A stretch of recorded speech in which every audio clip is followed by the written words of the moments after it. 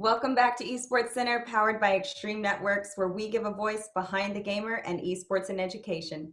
Today, I'm joined by the head of esports, Aaron Coaiacomo from Johnson & Wales University. Aaron, thank you so much for joining me today, virtually at least. How are you? I'm good. How are you? Thanks for having me. Excellent. There's some exciting things happening right now since you started the esports program at JNW in 2019, which definitely feels like a lifetime ago. But let's start with your varsity teams. First things up this weekend, participation in the upcoming ECAC HV Gamer Con tournament. So, how many teams do you have competing, and what's the expected outcome of your players? So we actually have teams in each of the three categories: Overwatch, Rocket League, and Smash Brothers. We're one of two schools, the other one being the University of Albany, that has teams in all three of the games. We're hoping for at least one victory overall, but we can even possibly expect victories in all three of the games. Especially Smash Brothers is one that I know that my guys have been training for a really long time, and they're looking for a win. And then there's definitely certain upset wins that can happen in both Overwatch and Rocket League. So, How many times have your teams competed in GamerCon and or throughout the year to really compete against the best and increase that competition pool? yeah, so we've been competing in a multitude of different competitions, such as TESPA, Tranquility, and Overwatch. Some Play Versus tournaments over there for the national tournaments, RLCS. For Smash Brothers, we've been doing a lot of local tournaments. We've been doing a couple of regional tournaments as well, which were in person, and some were also over Wi-Fi. So my guys have been competing the entire year. They played a ton in the ECAC both last year and this year. So again, we're really excited to see the outcome. Yeah, so are your students feeling like they're ready to go, or do you have some last minute practice schedules? What's that frequency like, the game day, prep and strategy behind your players? Yeah, so I mean, my players, they typically have anywhere between 2 to 3 practice days a night as a full team. And then they also have an expectation that I've kind of set as my precedent, especially at the beginning of the year. So they're playing a lot of solo queue games. They're doing a lot of practice drills that I've kind of set up and created from my years as a professional coach. And then, they've been kind of going from there and just making sure that they're ready to go. So, I mean, we have plans on having my guys show up in the Esports Center 9 a.m. during the HVGC. So my guys have been in the Esports Center at this point for a while. So I got to know, is there like one school, one rival that you're just anxious to beat this weekend? Yeah, I mean, I'm really excited. Again, like I said, U Albany, they're the only other school that has teams in all three of the games. So Yeah. we've always had really competitive seasons against them in Overwatch. We had a really competitive game against them in Smash Brothers at the beginning of this year, and they're always just a really good school overall. It would be really great too to take down RPI, who's won Overwatch these past 2 years for the ECAC. Undefeated so far. Yep. So that will be really great to see, how we can stand against that group. Again, my Overwatch guys have been really, really going strong in a multitude of different conferences. So they're really excited to just kind of get out there and play, but they got to get through College of the St. Rose first. So. Yeah, I'm actually really excited to see how they place this weekend. I know that they've been working really hard. You got a great team, especially in Overwatch, but man, RPI definitely the team to beat, undefeated at each time in Overwatch. Fantastic record players on their team. And then SUNY Albany, or U Albany from SUNY. Yeah, I was speaking to some of those players too, and you're gonna have your work cut out for you, but it's also gonna be that much more rewarding. I have faith though. It's gonna happen. So, And we can only meet U Albany as well in the finals for Rocket League and Overwatch, and then we would only be able to, and we would meet them in the semifinals for Smash Brothers. Or no, they're finals now. So we'd only be able to meet U Albany in the finals, both on all three. So that would be really exciting. So. well, I'll be watching closely. Overall at JNW, how many students do you have participating in the esports program? Yeah, so in the first year, we had over 100 students join our Discord, which is nearly unheard of for a first-year program. This past year, we just passed 200. I looked this morning, and we're at about 220 students total. So again, the program is just constantly growing with new students, new members, and again, the students are interested in a variety of different games. Yeah, so how many games do you guys play? I mean, each game can be, looked at as a separate sport, right? Right. So how do you manage so much interest with, over 200 students? And all of those games, you have multiple teams, and like, would you rank them varsity, JV type of thing? Hmm. Yep, absolutely. So right now, this year, we have 17 teams across 14 different games. Last year, we had 14 teams across 10 different games. This previous year, just due to everything that's been going on, I didn't have enough interest to continue an Apex team or a Counter-Strike team. However, this year for Smash Brothers, I went from two teams last year, an A and a B, or a varsity and junior varsity. At Johnson Wales, it's blue is our main team or varsity team, and yellow is our junior varsity. So now we even have a third team for Smash Brothers, which is JWU White, or Johnson Wales Esports White. So again, we're constantly gaining more and more students that are interested in these games. And at Johnson Wales, we've taken the stance to, if we have enough interest in a particular game, we will make sure that we can field the team, as long as we can also be competitive within that game. Okay, so you're looking to stay competitive. Mhm. You're looking to continue to recruit, to continue to grow the program. So that brings me to my next question. What are the intentions of, or what were the intentions of Johnson and Wales when you were approached to, begin this esports program, which started, like I said, only in 2019. Here we are in, almost done with 2020, thankfully. And there's been tremendous growth in this year alone. I mean, would you say you doubled your numbers in the span of a year? Wow. Absolutely. We doubled our numbers in the span of a year, even considering everything that's been going on in 2020. Not only that, but, one of the main goals is to recruit students and keep them at the university, as well as keeping that interest, for those students. Another interest, again, is to also be competitive. From just my years of experience working at the collegiate scene, working in the professional scene, the way that you gain followers, the way that you gain recruits is by, placing highly nationally or placing highly in a lot of these esports tournaments. So if you are competitive, students will end up joining your program. I mean, at this time, we're looking to next year. We've already been in talks with some, top 500 players, some for Overwatch. We've been talking to a couple of students that are in the 2000 MMR range for Rocket League, a couple of ex-professionals that are looking to even come back to school, and then, people that are nationally ranked are in the Panja Global rankings for Smash Brothers. So we should have a really, really good teams coming in for next year as well. That's super exciting. So the goal here is you leveraging esports for recruitment for Mhm. sure. For the you want to be the best of the breed, right? You want to be top of Of course. the pool Who because doesn't? otherwise you won't be able to really recruit off of that. So Mhm. how are you retaining these students once they're coming into the program? How is what's the vision for Johnson to really expand the reach and impact beyond the recruitment, say into the classroom even Mhm. for esports, tied to the students' experience? Right. So we offer a variety of different ways that students can get involved in esports. Again, this past year, I have over 200 students on the Discord. I had 130 who ended up trying out for esports this year, and I had about 70 students who were making my teams. So again, of those 130 students, there were 60 that weren't able to make the teams in one capacity or another.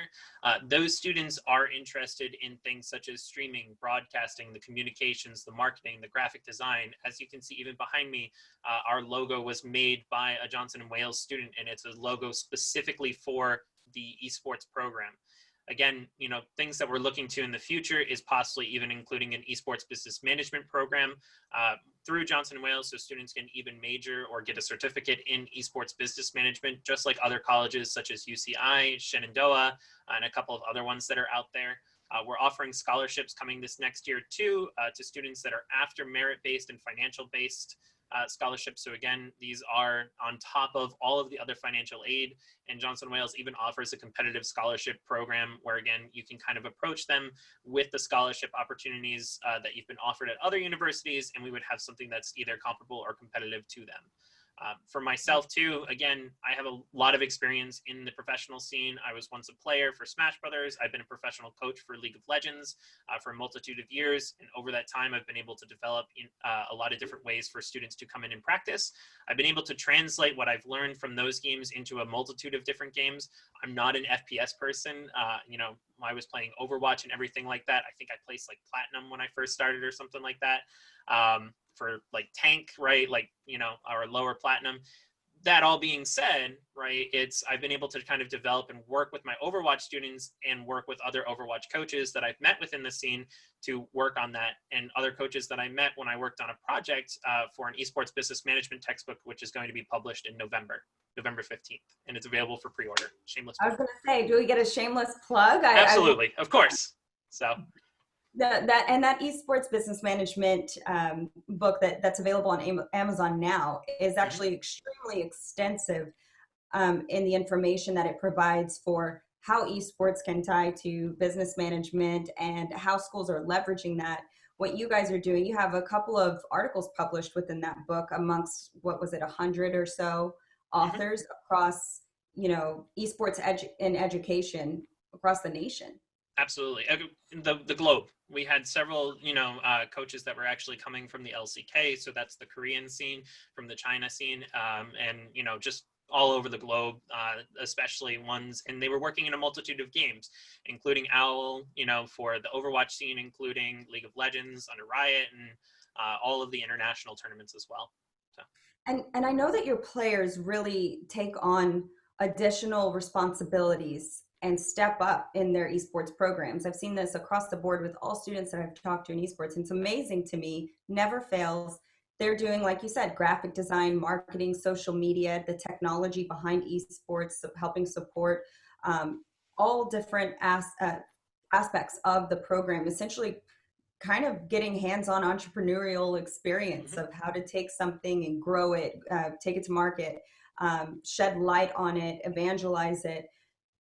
What about the scholarship opportunities? Do those extend to students that might want to engage with the esports program, but maybe only want to be casters or work in another ancillary support role? Does that extend to them, or does everybody have to be a player? So as of right now, because of the limitations for the scholarships, and this is going to be our third year as a program, we're looking to expand our player base and looking to expand our competitiveness with our player base. So again, we are mostly looking for players, but that is something that we can look to expand just as the program will only inevitably continue to grow at Johnson Wales. So other than the business management class that's coming available for esports to the students, how do you help them? Like, I know one of the things is the casting, to make sure that you have spectators, build up that fan base and the hype across the larger student body, and have it, more inclusive to that communal gathering that sports generally creates, right? We definitely want that with esports as well. What is it that you're doing to help those that are volunteering for casting opportunities and whatnot within your esports teams to train them to be able to do things like that? So, I have a lot of students where this is something that they're very interested in. The students that are on our Discord server, they're there for a reason. They're all interested in the same thing, and that's competitive gaming in some aspect, shape, or form. With that being said, again, we're looking and training and working with our various students to make sure that they're able to gain those opportunities for them, whether it's social media, whether it's marketing, whether it's graphic design, video editing, etc., and giving them that experience of working for the program itself. Afterwards, I've been able to, and I've always told my students, if you ever need a reference, just come to me. I would be more than happy to write you a letter of recommendation or work with you in finding some sort of future opportunity. We have multiple graduates. We have a couple of graduates right now that have taken coaching positions with a couple of high schools within Rhode Island, within Connecticut, and within Massachusetts. So it's just opening up a plethora of opportunities, internship, and even career opportunities for them post-grad, and some while still in school. That's fantastic. And I think it's really inspiring and exciting to those students, which is why I think it helps them. I think we see that metric, or the interest of improved performance and student engagement, seeing that correlation with esports, because they're able to get such real value out of it beyond just playing a game, right? Of course, we want to play and we want to be competitive and great at what we do, but it's really opening up their world to much more exposure from a Right. career and potential paths that they could take, right? From that perspective. Absolutely. Hmm. Yeah, no, it's definitely opening up our students to just something that they may not have considered when they first came to Johnson and Wales, but they're now strongly considering. Well, I wish Johnson and Wales and you and your teams, your esports members, all of the best. Rooting for you this weekend. So best of luck to all of the players participating in the HV Gamer Con event through the ECAC this weekend. Check it out on the ECAC Esports Twitch channels. Don't forget, starting 10 a.m. this weekend, right? Hmm. So bright and Absolutely. early. Here we go. So Good luck to your teams. Thank you so much for joining me, and I look forward to seeing the growth at Johnson and Wales in esports. thank you. You as well.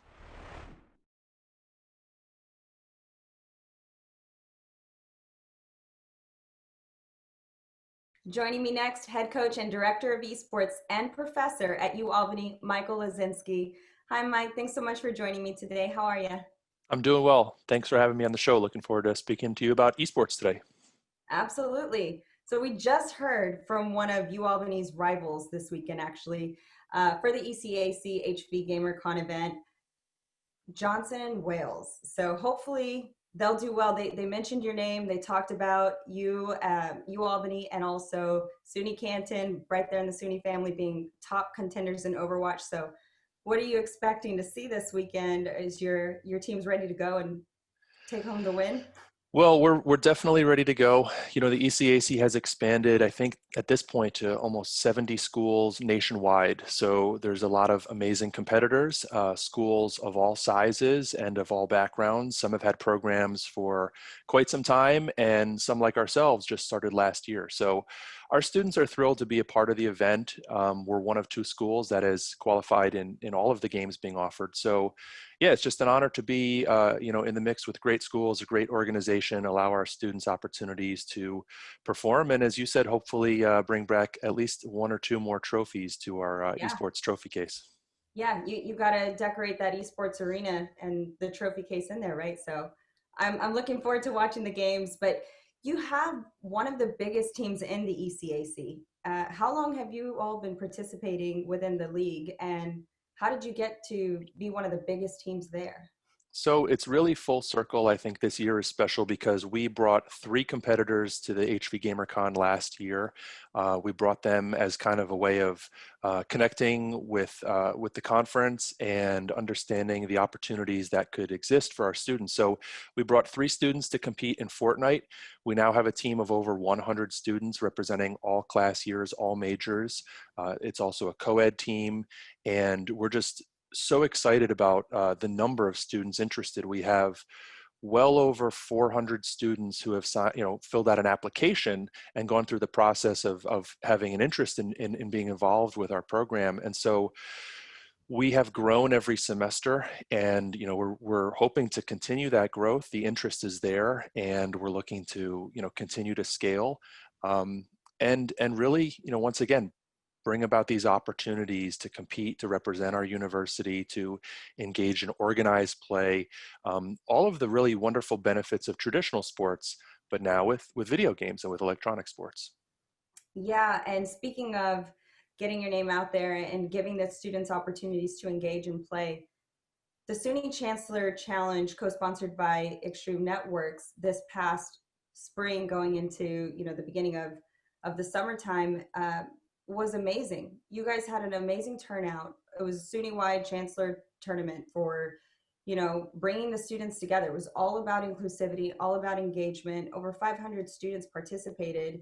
U Albany did very well in that Chancellor Challenge. In fact, you guys won $5,000 in sponsorship prize to give back to the students that were going through difficult times. So I think that's wonderful. Is inclusivity and diversity really a factor that drives U Albany towards esports? Yeah, there's so many elements to esports that are it's really it's about much more than gaming. It's about much more than competition. So diversity inclusion from day one has been a very important part of our program and a part of our work at the university, as well as my role as a professor and an instructor. Really, it's a part of a campus community. It's nurturing and mentoring and providing support and opportunities for our students. That's the way I view my work, and across the university, we really care for our students, and we want them to be the best that they can be. So that takes many forms. In the case of the SUNY Chancellor's Challenge, we were battling against 64 other schools here in the SUNY system in New York. And it was, really a wonderful event that brought our students together as a team in the spirit of supporting what we're doing here at U Albany, as well as students across the SUNY system. So we were, happy and honored to be a part of it. And also what made it even more exciting and special for us was that we won Fortnite. We were the top school in Fortnite, and we placed very highly in Rocket League. We did well in Smash as well. And so our efforts earned $5,000 for our student emergency fund. And the thing about esports is a lot of people think about esports, these $1 million tournaments and people winning all sorts of money and Twitch streaming and all these different areas. And that indeed is the case. That is a interesting, facet of the industry, and it's a great facet of the industry. But to be able to donate that money back to our emergency fund, which supports our food pantry, which supports students who are in an emergency situation, they need critical support. The fact our students could help fellow students on campus really drove home the idea that, once again, esports is a wonderful social and activity, entertainment activity and hobby and pastime. But we are taking part in something that really, really, really is much, much bigger and really a wonderful experience for everybody involved. So we were really proud to perform well and to be a part of the tournament with everybody else. Yes, we were thrilled to be a part of it. Me personally, I feel like during that time of the lockdown, being able to support the students, have them on Esports Center, support the cause through Extreme Networks, actually, very, very sincerely, I must say, it was even a light for me.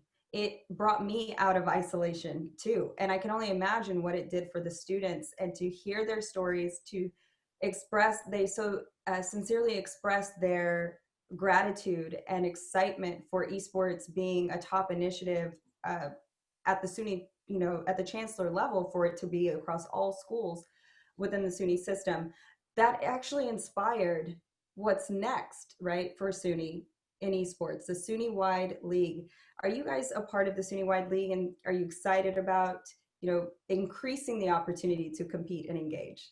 Yeah, the name of the game is increasing the opportunities for our students. And so for us, that's students who not only compete on the team, but they're also interested and involved with our casting and our broadcasting. They're interested in social media. They're interested in designing our jerseys and our merchandise. So, the hardware, the networking, the software, there are so many opportunities across the board in addition to playing the games. And of course, we're also really happy, in addition to working with the ECAC, to be working again with SUNY, competing against schools across New York State, our public schools and universities. And once again, providing more opportunities. So we do have different students on any given night of the week.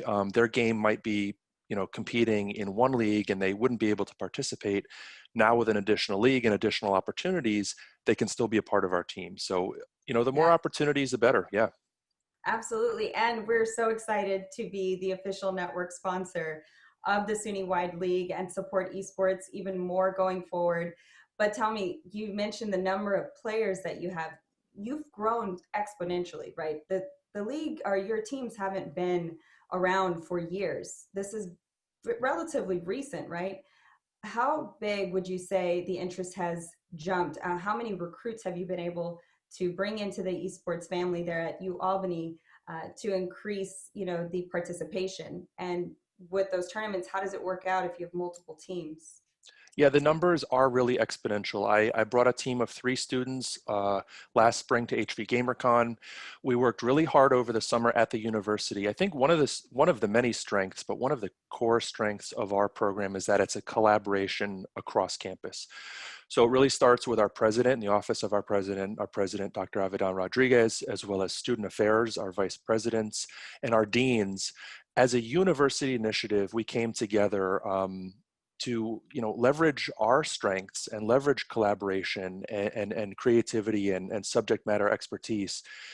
and really look at the whole perspective of esports. And also in the classroom, I'm teaching a class on esports, the first class at the university, and it's been really, really popular and well received. And so, you know, we're bringing together all of the different elements, and I think the students are, well, the interest has been there. We have wonderful student clubs. We have multiple gaming clubs on campus.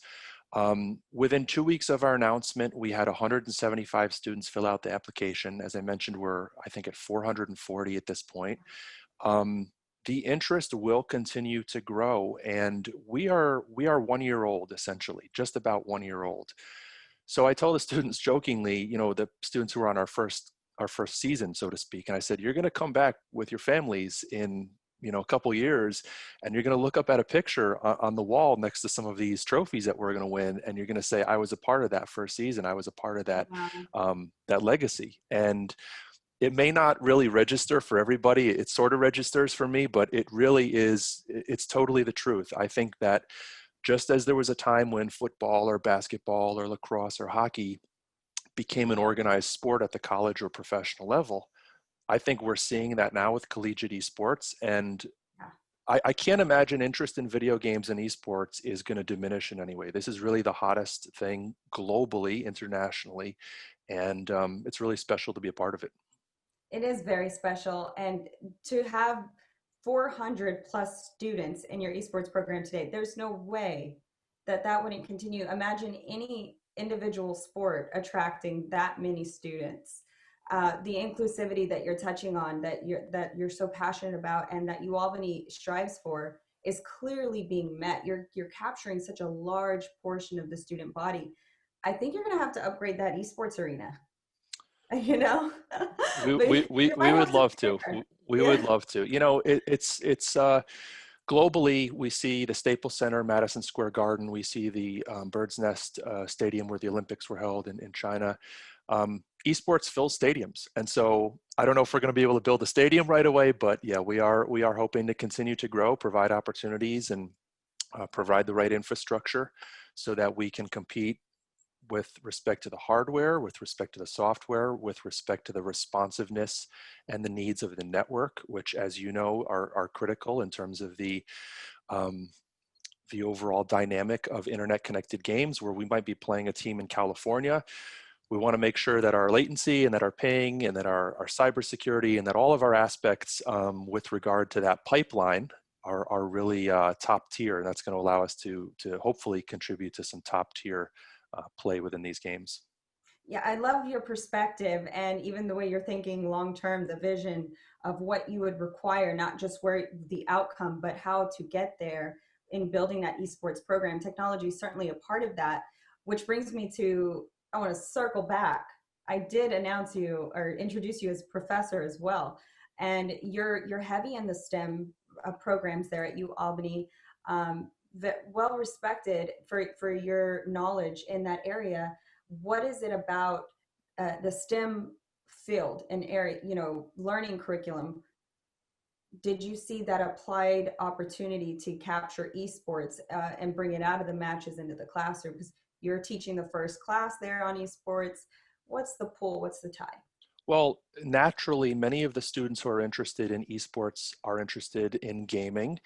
Gaming is, in many respects, the software and the performance end of things, but there's also the hardware. Many of the students in our program are already building their own PCs. They're already upgrading their systems. They're already working in coding or in digital art.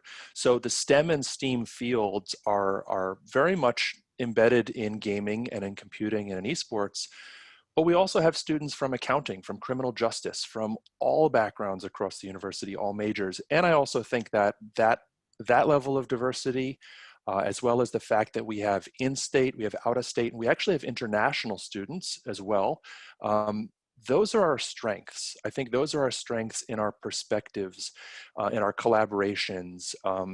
So, you know, STEM and STEAM, I'm very passionate about. We have a makerspace here within the College of Emergency Preparedness, Homeland Security, and Cybersecurity, where I'm a professor at the university. And we also have a drone lab. So from 3D printing to drones to laser cutters to gaming to coding, technology, I think, especially now that we're all remote, the same skills, the same software, the same workflow that you and I are using to connect are the same software and skills and workflows that are required in industry as people are working remotely. They're required in our remote work, in our work with the students and classroom instruction. And they're the same skills through esports. So when students in my esports class learn OBS, that same software can be used to teach. And I actually use OBS through some of my lessons, connecting it through Zoom, all sorts of interesting, hacks to kind of make that happen. But having technical literacy, digital literacy, these are skills I think that are going to really pay dividends, in any field. So it's You're great. absolutely right. Yeah. I think it's applicable to every industry. I mean, I'm in the IT industry with, network industry. Every industry that I've talked to, every company I've talked to, no matter the vertical, no matter the market, no matter the size, everyone is really changing the dynamic of their workflows, their business models. Everything's becoming about digitizing the workflow to how you engage with the customer, how you go to market with a new product, where you're meeting those customers or your target audience, even to engage with them. Everything is becoming so much more media, and production is a part of all of it, right? I spoke with a funeral home not too long ago that wants to have live streaming just so that they can have remote viewings of the funerals. And even if that's not taking place in the future where we can actually go, you got to think, wow, there's family members that miss these types of things because they're far away and can't make it, right? So I think that the skill sets they're building in esports, let's tie it back to streaming, because that's a huge part of it in order to get those spectators and have the students watch and cheer on their team. They're actually able to apply those exact same skill sets that every industry is looking for right now. Yeah, I would agree, Erica. It's exactly, and to be able to, we just developed a micro credential in esports with some of the coursework and an internship actually helping to run our program and facility. And so when students are on their resumes can say I have a micro credential in esports, a focus in this core area, and I understand OBS and streaming technologies. I understand Discord. I understand social media. I understand video editing and different codecs and different bit rates and things of that nature, and lower thirds and intros and outros and the right sort of copyrights with respect to music and graphics and Yes. the whole package, right? All those kind of the nitty-gritty details, and they develop a portfolio that then demonstrates their expertise. That's what we want to have them hit the ground running with when they go out there to be a part of this new world, is having those digital skills, having that experience, having the confidence. And we really develop a lot of that through gaming, through esports, through our leadership with our captains, our student interns. It's really exciting to have this opportunity. I know when I was in school way back in the day, if I had something like this, I would have said, sign me up. This is my thing. Where can I, meet other people like me? And so it's all wonderful opportunity. And as I said, I'm really honored to be a part of it. And we're really excited at the university for hopefully the doors that continues to open for our students. Yeah, hey, I'm not in school. I might be a little salty about it too, if I think about it.